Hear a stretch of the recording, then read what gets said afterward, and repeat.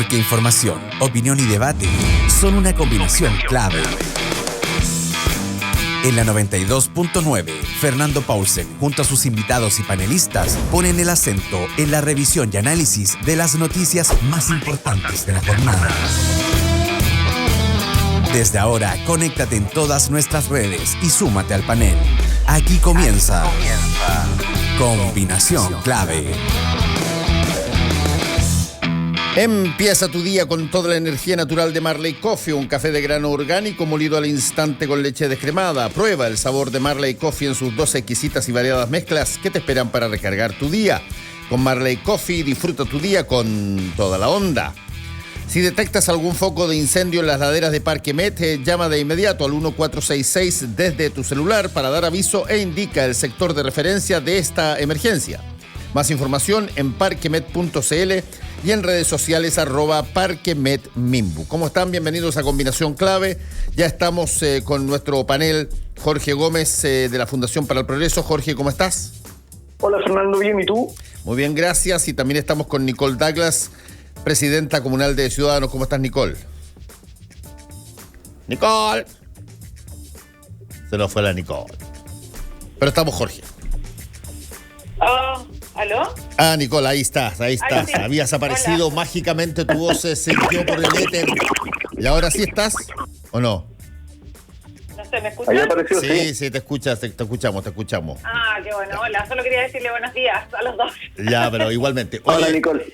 Bien interesante las cosas en el último 24 horas. Bueno, de hecho, se aprobó la acusación constitucional contra el presidente Piñera en la Cámara de Diputados, utilizando esta triquiñuela de la ley Lázaro, digamos.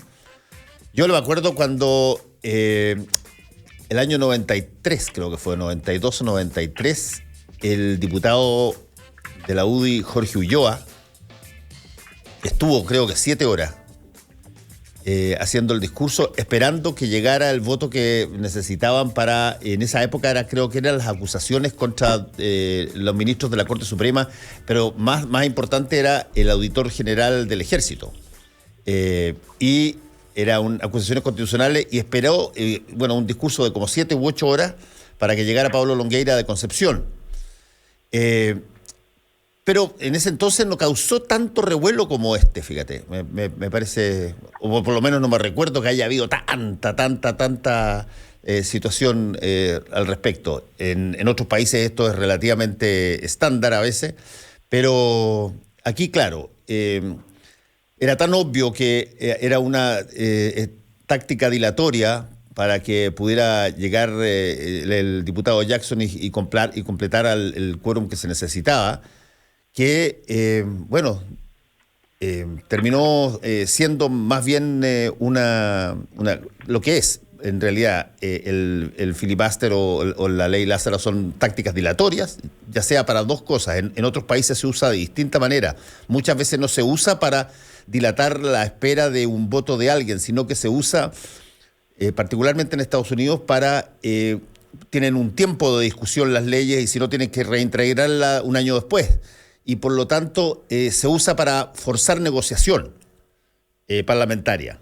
Allá se pueden hacer leyes con uso de gasto público por parte del Parlamento, así que no tienen que pasar todos por el Ejecutivo, pero entonces te instan a un filibuster como este y finalmente terminas negociando las características de la ley o del proyecto de ley. Pero el de hoy día, aquí en Chile, terminó con esta acusación constitucional aprobada por la Cámara de Diputados y ahora tiene que pasar al Senado.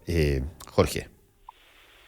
Sí, yo creo que el proceso en sí claramente tuvo su cuota de espectáculo y tal como mencionas tú, han existido otros antecedentes. Ahora me parece que hay un elemento que marca un poco la diferencia, que tiene que ver con que hoy día existen las redes sociales, hay una mayor atención eventualmente. Sí, antes como que las situaciones que ocurrían en el Congreso eran cubiertas o por la televisión o la prensa radial, pero no existían las redes sociales como este factor de mayor inmediatez. Y yo creo que eso contribuye a que la ciudadanía esté probablemente mucho más pendiente. Además, por la implicancia de que es una acusación constitucional en este caso contra el presidente. Sí, por supuesto. Y eso obviamente le da una connotación mayor.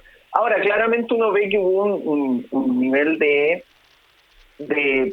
formas de hacer política que eventualmente uno podría considerar normales, pero que yo no sé cuánto contribuyen hoy día a el prestigio de los modos de hacer política. El llamado del propio diputado Naranjo a que abandonaran las salas para alterar el quórum, en ese sentido no sé si es muy ejemplificador. No, para nada. Yo creo que en eso no hay mucha opinión. Yo creo que en eso no hay mucha diferencia de opinión. Yo creo que a ver, llamémoslo así, estas son cosas que se permiten dentro de los reglamentos y dentro de la Constitución, pero está claro que se usan con un propósito específico que no es, por cierto, que le escuchen el discurso. Claro. Y eso está sumamente claro, y cada vez que se ha hecho, todas las personas saben que es una táctica dilatoria para esperar que alguien llegue o para evitar que estén los quórum. Y eso es innegable, o sea, nadie va a sacar ninguna explicación virtuosa de esto, digamos. No, lo que yo veo, un poco mi reflexión frente a lo que ocurre es que de alguna forma tenemos el caso de podríamos llamarlo así, una situación de desmesura desde el punto de vista del presidente, que eventualmente no fue capaz de separar dos dimensiones que eran distintas, pero por otro lado esa desmesura es cuestionada o es puesta en duda por otras formas de desmesura.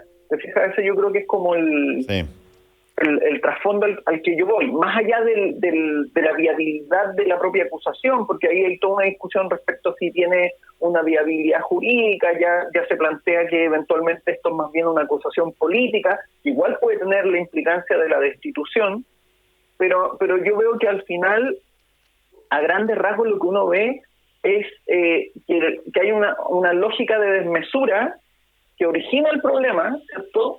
Sí.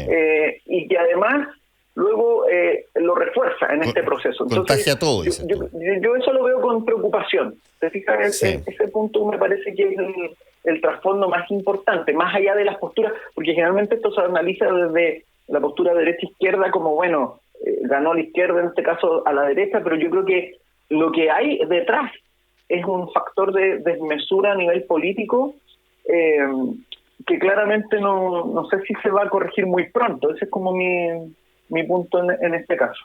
Nicole Douglas. Sí, mira, ayer leía, no sé quién decía en Twitter, que el que se aburre en este país es porque quiere. Porque es impresionante todo lo que ha pasado en estos últimos tiempos, ¿no es cierto? Y bajo esa misma premisa, 3 puntos que quería tocar la conversación de hoy. La primera es que yo creo que esto es una crisis política monumental, digamos, que ayer lo decía Javier Couso en CNN, hecho una entrevista que hablaba de que esto era una crisis política en cualquier parte del mundo, donde se aprobaba una posición constitucional contra un presidente democráticamente electo. Y en ese sentido creo que es importante relevar lo que significa desde el punto de vista político lo que pasó ayer. Después, el segundo punto, yo creo que esto también tiene una mirada que también estuve leyendo en algunos comentarios, en algunas opiniones y escuchando, y también un poco reflexionando sobre que quizá esto puede ser como un punto de inflexión de esa ética que en algún minuto se busca dentro de la política, de todos los que estamos dentro de partidos políticos, que buscamos como ese momento donde todos nos sentimos convocados. Y yo siento que ahí es donde se equivocó el gobierno ayer al hacer una mala lectura, donde estuvo el diputado Naranjo hablando más de 15 horas y haciendo, ¿no es cierto?, como este hito para llegar a formar como este gran acuerdo para que él lo cierra, diciendo que este gran acuerdo para derrotar la ultraderecha. Y en ese sentido creo que es relevante también como políticamente el que se esté trabajando o ya se esté hablando como de esta izquierda unida, por decirlo. Y el tercer punto que creo que es relevante y no quiero dejarlo pasar, es que en el fondo tuvimos 15 horas a un diputado y me perdonan el chilenismo, haciendo pebre al presidente, dándose el lujo de poder nombrar cada una de leyendo todas las acusaciones y cada una de las cosas que se habían dicho sobre Dominga, y en cadena nacional, si ustedes me disculpan, pero finalmente estuvo, todos los canales de televisión, independientes de las redes sociales, estuvieron ahí mostrando lo que se decía, y creo que eso es una oportunidad que cualquiera le duele, digamos. Ya tienes 3 horas a una persona pegándole fuerte, 15 horas ya es matarlo en el suelo. Entonces, creo que es importante también que eso, yo creo que el gobierno no lo vio venir. Sí, bueno, es que todo en este entorno de cosas que han pasado un poco como lo decía Jorge al comienzo, es difícil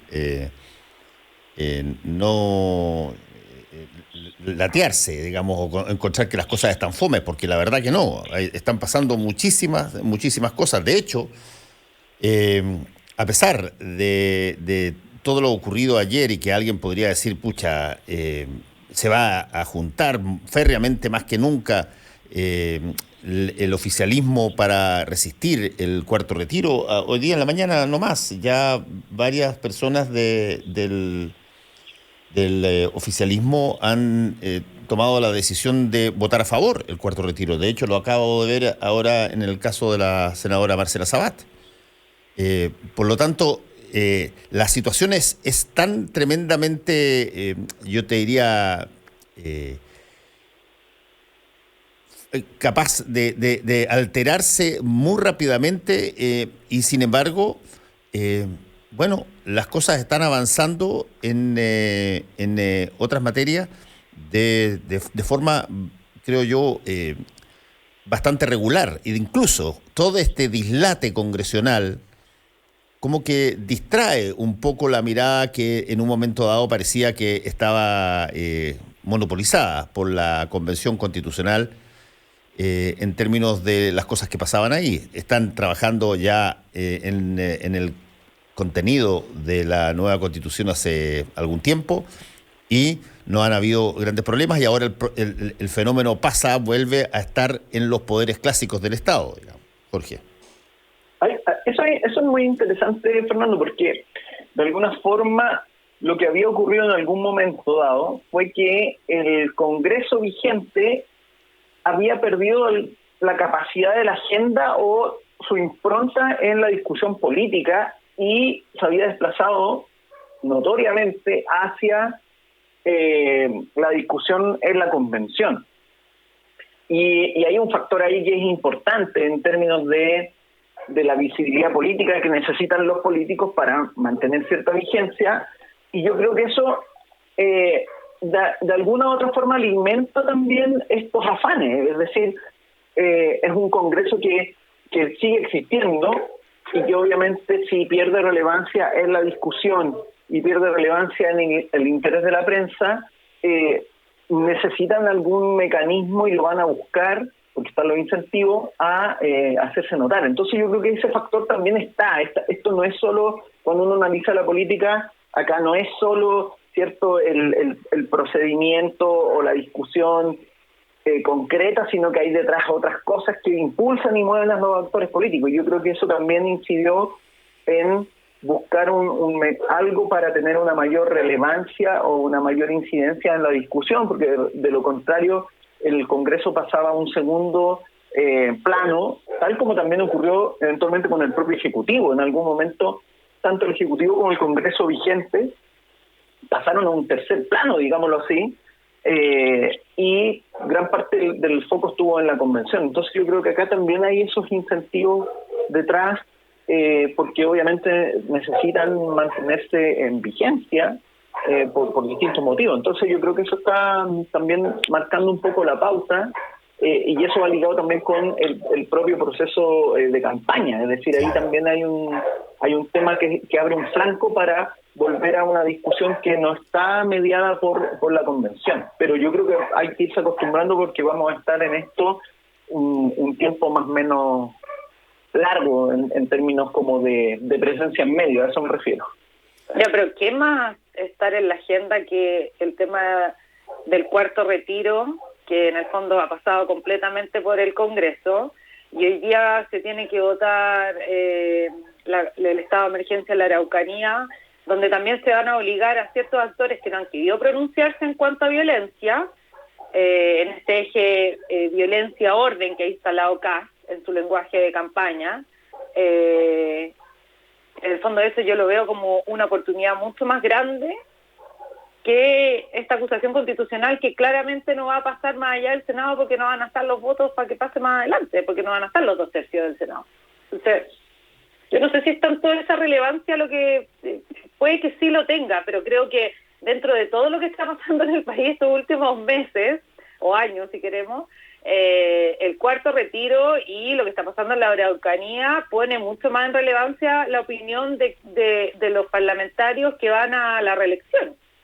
Sí, porque en el fondo no flota a Piñera, pero Piñera le quedan 5 minutos de gobierno, no tiene una relevancia estratégica importante, no hay un candidato de continuidad en las elecciones, no sé, yo no lo veo tan así, fíjate. Bueno, pero yo tengo la impresión de que buena parte de la relevancia que tú acabas de señalar, que tiene que el Congreso defina el cuarto retiro y su asociación con las elecciones, digamos, la hizo en uno probablemente de los errores de, si es que las cosas terminan estrepitosas para él, se va a arrepentir durante bastante tiempo Sebastián Sichel, cuando amenazó a su propio sector con que iba a haber represalia electoral si es que acaso se votaba a favor del cuarto retiro. Fue muy duro eso. Y ahí se empezó a disociar, de alguna manera, esta idea de, yo creo, de que la gente eventualmente del gobierno en el Congreso, en esta cuarta oportunidad, se cuadrara con el Ejecutivo. Porque ahí hay un punto, ahí me parece que es importante un punto como fenómeno, que me parece que me llama mucho la atención, que por ejemplo el tema de que efectivamente cuando Sebastián Sichel trata como de ordenar a las huestes partidarias bajo la idea del rechazo al cuarto retiro, yo creo que hay un error de cálculo ahí, porque primero él no tiene como asentamiento los partidos políticos, era un independiente que gana esa primaria, y además yo creo que no supo leer la dinámica en la que estaban los propios partidos políticos o los legisladores de los partidos políticos de Chile Vamos, porque de alguna forma u otra la dinámica que se había visto respecto a los retiros era más bien indisciplina, y esto yo creo lo asocio muy fuertemente a lo que hoy día se hace muy visible en términos políticos en general, que es una clara desinstitucionalización de la política. Es decir, hoy día nadie podría decir que todos los miembros de un grupo partidario operan como coalición. Esto se ha visto en eventuales, por ejemplo, hoy día ya no vemos si hay o no un apoyo de, por ejemplo, Narváez a Proboste, desapareció el mapa. Yo creo que hay grupos que tienen una mayor indisciplina en términos como de apoyo, lo mismo con Sichel, ¿cierto? Hay varios que ya han hecho han manifestado su apoyo a Kast. Entonces, lo que se ve es que hay una desinstitucionalización a nivel del sistema de partidos. Y eso yo creo, y lo veo con riesgo, es que por un lado asusa la irresponsabilidad de los diputados y senadores, porque al final juegan por su cuenta, calculando la reelección, no si la medida que toman tiene efectos negativos sobre la población, y además, y este es el punto que me parece relevante, exacerba la lógica caudillista de quienes aspiran en este caso a la presidencia. Es decir, la dinámica del caudillo, que en el fondo enmarca, como se dice en algunos artículos de prensa, las pulsiones populares, claramente van en contra de lo que uno podría entender como una institucionalización de coaliciones políticas. Entonces, ese escenario, a quien salga electo, da lo mismo quien sea, va a ser un escenario muy complejo en términos de gobernabilidad, porque finalmente va a haber un presidente o una presidenta que se va a enfrentar a parlamentarios de carácter díscolo absoluto. Es decir, el discolaje ya no es solo una particularidad, sino que el discolaje es como la generalidad. Y el problema ahí es cómo se gobierna bajo ese escenario en que al final un senador o un diputado vota por fincar lo que eventualmente en la mañana se le ocurrió tomando el desayuno. Y ese yo creo es un problema que afecta hoy día a la política en Chile.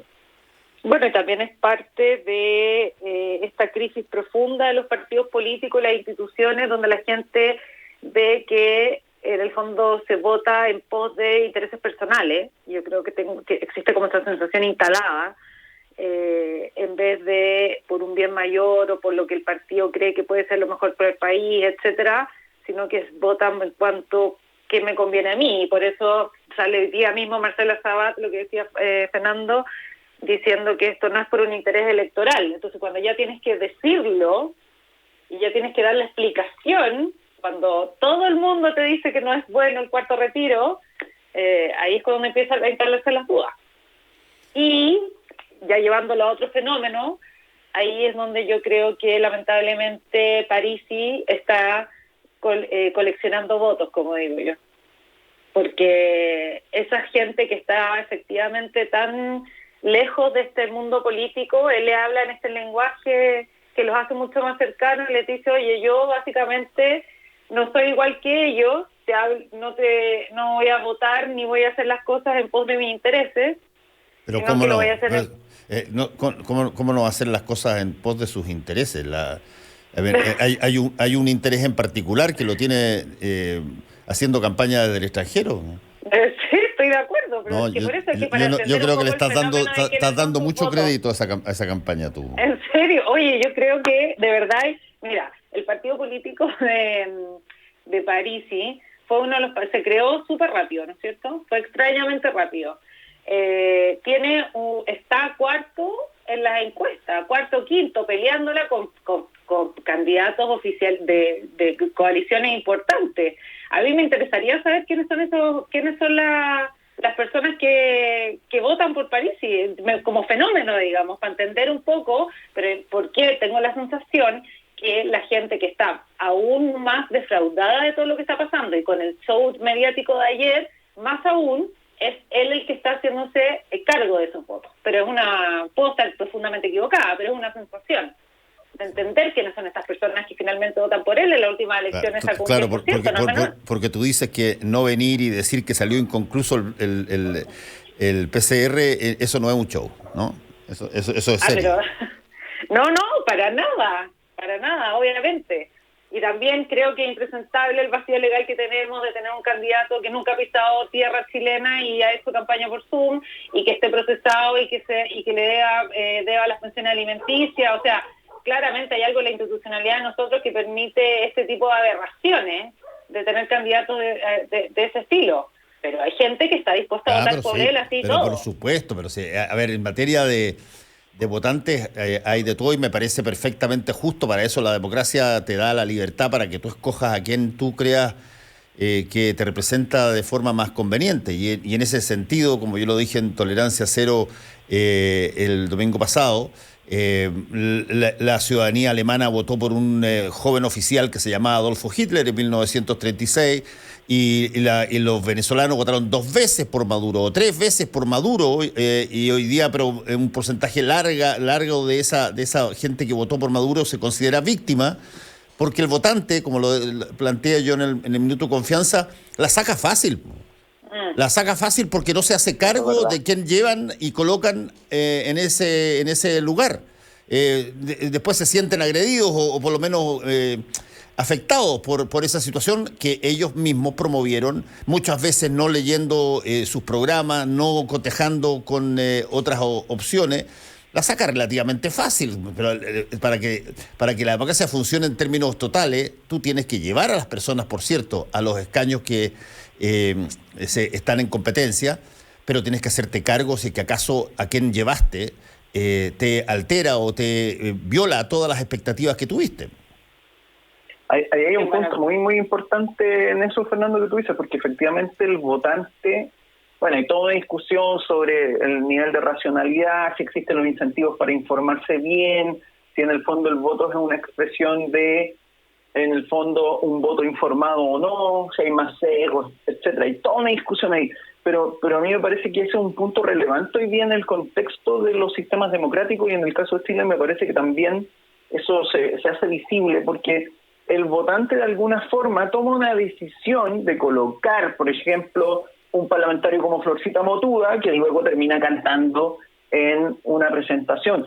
Y algunos dicen, bueno, es parte de la expresión, de la libertad de expresión, pero yo creo que hay ciertos marcos en que debería uno esperar un mayor nivel de seriedad. Y ahí el problema es que el votante, ¿cierto? En este caso, por ejemplo, si supongamos que saliera Parisi, el votante de Parisi luego no asume no hay mecanismo en que asuman una responsabilidad respecto a quién sale electo. Entonces, y los ciudadanos a la vez quedan también desprovistos de algún mecanismo que los proteja de eventuales malos tomadores de decisión, malos gobernantes, gobernantes desmesurados, irresponsables, etcétera. Y yo creo que ahí falta una perfección en eso. Obviamente yo creo que tampoco un mecanismo de protección para los ciudadanos es no darle tanto poder a nadie en la toma de decisiones, a dividir el poder, y por eso creo que tener dos cámaras es mucho mejor que una sola cámara, como en el caso de Venezuela, que hay una sola cámara. Entonces, eso yo creo que ha faltado la discusión hoy día en Chile. Vamos a tener un nuevo régimen político y esa discusión yo la he extrañado, probablemente va a salir, pero es importante tenerla presente en cuál es la responsabilidad que tienen los representantes y también cómo los ciudadanos vamos asumiendo una mayor responsabilidad en a quienes elegimos, cómo los elegimos y cómo discutimos de política sin caer o sin terminar siendo hooligans de barras bravas, que ese es el problema que generalmente se suscita. Agradezco a Felipe Vidal que me corrige de que Hitler fue elegido el 33, no el 36, es cierto. Fue elegido democráticamente en 1933. Bueno, la historia para adelante ya la conocemos. Muchas gracias, muchachos. Que les vaya bien. Gracias a ustedes. Que estén bien. Gracias, cuídense, abrazo. Chao, Jorge. No, Fernando. Fernando Paulsen y nuestros panelistas e invitados son una combinación clave.